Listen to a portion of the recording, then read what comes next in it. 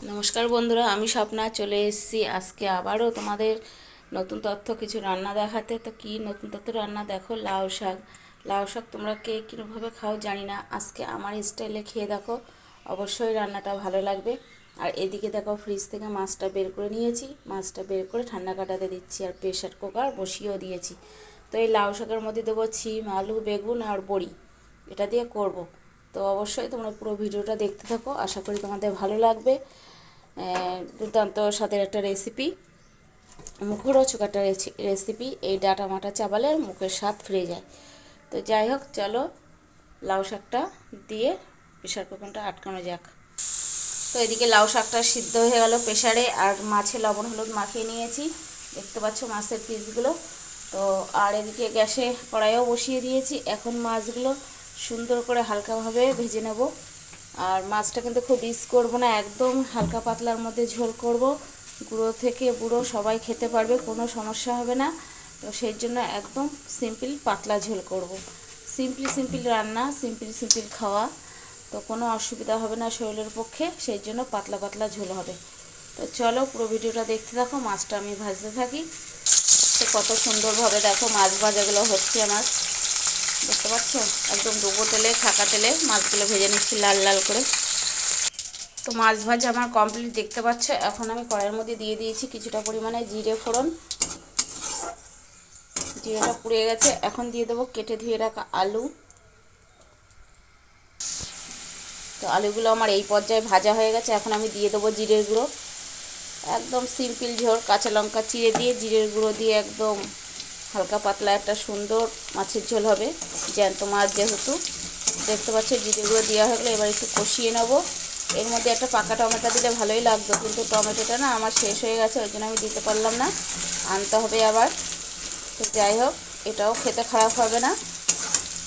তো কেটে রেখেছি সিম আর লঙ্কা, এ দেখো সিমটা বেশি একটা ভাজবো না, এটা দেওয়া হয়ে গেল। এর মধ্যে কাঁচা লঙ্কা দেওয়া আছে, এবার একটু নাড়াচাড়া দিয়ে আমি জল দিয়ে দেবো।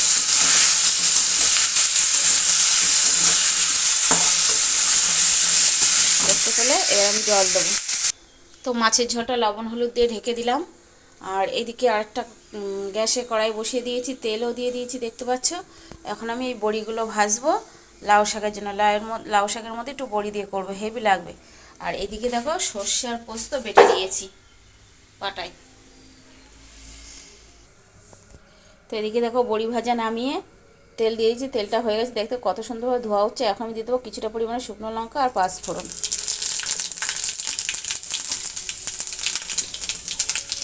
এটা হয়ে গেছে পরে এই দেখো প্রেশারে লাউ শাক সিদ্ধ করেছি, এইটা এখন তেলের পরে আমি দিয়ে দেবো।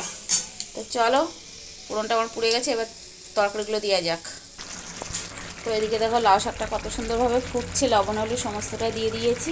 আর এইদিকে দেখো কত মশলা রেডি করে রেখেছি, একটু মিষ্টি, একটু চালের গুঁড়ো আর সর্ষে পোস্ত একসাথে বেটেছি, আর এদিকে বড়ি ভাজা, এই সমস্তটাই এর মধ্যে দিয়ে দেবো। আর এদিকে মাছের ঝোলটা ফুটছে, এখন আমি মাছটা দিয়ে দেবো ঝোলের মধ্যে।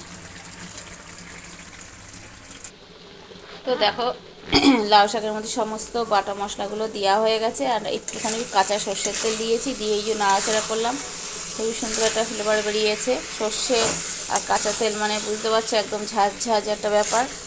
তো লাউ শাকটা কিন্তু দারুণ হয়েছে, এই যে হয়েও এসছে। এখন আমি নামিয়ে ফেলবো,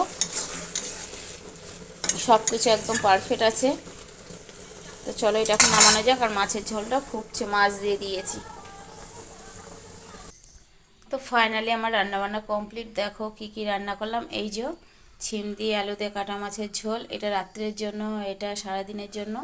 আর এইদিকে আছে সেই মানে মুখরোচক একদম লাউ শাক, দেখতে পাচ্ছ কত সুন্দর হয়েছে দুটো রান্নায়। আর হাঁড়িতে তো আছেই গরম গরম ধোয়া ওঠা ভাত। তো রান্নাগুলো কেমন লাগলো বন্ধুরা, অবশ্যই কিন্তু কমেন্ট করে জানাবে, জানাতে কিন্তু ভুলবে না। আর এদিকে দেখো আমার জানলার থেকে সূর্য মামা উঠে গেছে, দেখতে পাচ্ছ তার ফোকাস আসছে আমার রান্নায় জানলায়। তো যাই হোক, ভিডিওটা ভালো লাগলে লাইক কমেন্ট শেয়ার করে দিও। দেখা হচ্ছে কি আগামীকাল নতুন আরেকটি ভিডিওর সাথে। চারিদিকে ভাইরাল দিতে গোবরডাঙ্গা স্বপ্নাদির জন্য একটা ছোট্ট করে লাইক হয়ে যাক। তো চলো টাটা।